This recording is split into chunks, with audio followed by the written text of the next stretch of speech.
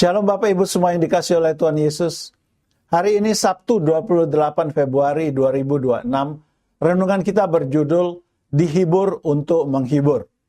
Firman Tuhan kami ambil dari 2 Korintus 1 ayat 3 dan 4. Demikian bunyi firman Tuhan.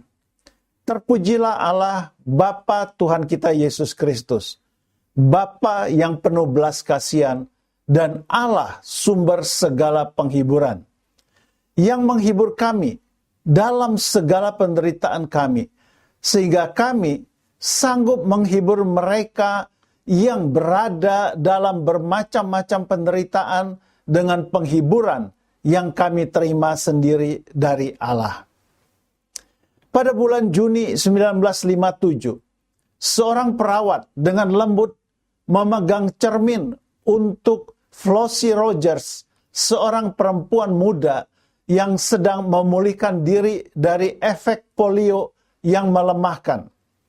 Cermin yang dipegang oleh perawat itu menjadi alat yang mengingatkan Flossie bahwa ia harus tetap menjadi dirinya sendiri, tetap utuh, bahkan di tengah penderitaan.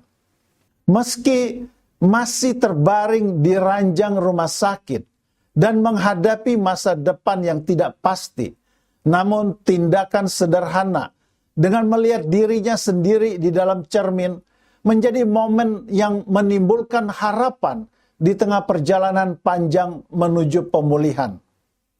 Di saat penyakit itu masih mencekam di masyarakat, Flossie adalah salah satu dari banyak orang yang hidupnya telah mengalami perubahan. Perjuangan Flossie melawan polio bukan hanya secara fisik, melainkan juga secara emosional. Berbulan-bulan melakukan terapi, isolasi, dan ketergantungan pada orang lain mewarnai pengalamannya. Namun, belas kasih para perawat, perawatan mereka yang tidak kenal lelah, dan kekuatan mereka yang tenang telah meninggalkan kesan yang mendalam pada Flossie.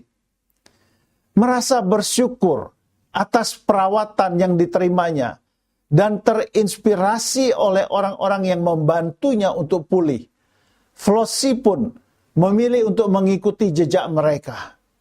Setelah pulih, ia menjadi perawat, mendedikasikan hidupnya untuk memberikan penghiburan, ketangguhan, dan kebaikan yang sama kepada orang lain seperti yang telah diterimanya dari para perawatnya.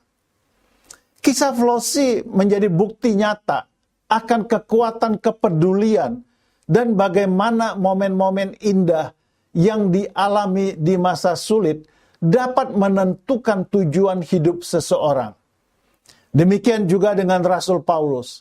Di dalam pelayanannya, Rasul Paulus telah banyak mengalami penderitaan dan kesusahan hidup. Tetapi di dalam kesulitan tersebut, Rasul Paulus juga telah banyak mengalami penghiburan dan pertolongan dari Tuhan. Karena itulah, ia pun berusaha untuk menghibur orang lain. Prinsip Rasul Paulus adalah dihibur untuk menghibur, ditolong untuk menolong, diberkati untuk memberkati.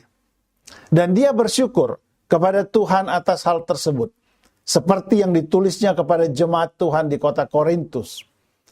Kita yang telah banyak mengalami penghiburan dari Tuhan, sudah seharusnya dapat menghibur orang lain yang sedang berkesusahan.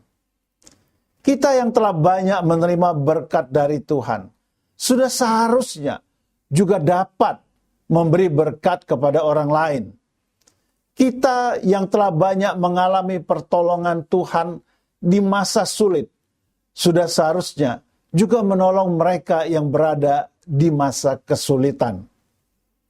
Dan kita yang telah mengalami keselamatan di dalam Tuhan Yesus, sudah seharusnya juga membagikan berita keselamatan itu kepada orang lain, sehingga mereka pun juga dapat diselamatkan. Semua yang telah kita terima dari Tuhan, sudah seharusnya bukan untuk dinikmati sendiri saja, melainkan juga untuk dibagikan kepada orang lain yang membutuhkannya. Kata-kata bijak hari ini, kebaikan yang kita terima dari Tuhan tidak akan berkurang jika kita bagikan kepada orang lain. Puji Tuhan, Bapak Ibu, mari kita akhiri renungan hari ini dengan berdoa bersama-sama. Bapa, aku telah menerima banyak kebaikan dari-Mu. Ajar aku untuk membagikannya juga kepada orang-orang yang lain. Dalam nama Yesus, aku berdoa. Amin. Mari menjadi berkat bagi orang setelah kita menerima berkat dari Tuhan. Selamat berakhir pekan bersama keluarga. Tuhan Yesus memberkati kita semuanya. Haleluya. Amin.